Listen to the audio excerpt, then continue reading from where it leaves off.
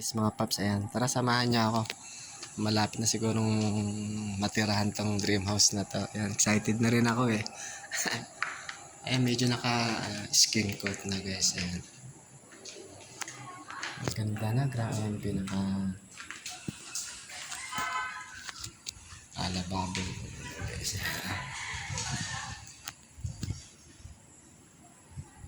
Ayan, ayan, pinaka-lababo. Unti na nabubuo. Ayan, ito po yung kitchen. Ayan.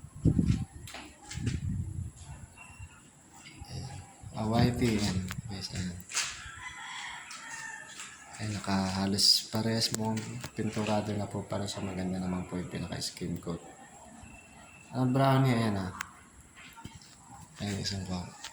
Saka pupunta. Silipin natin yung isang guest room dito. Ayan, may pinaka-stock room pa tayo guys.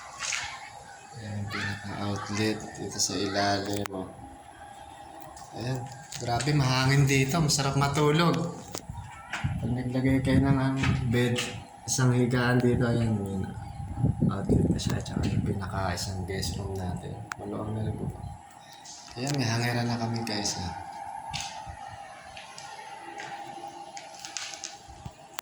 Ayan, naka-ready na yung mga outlet natin guys.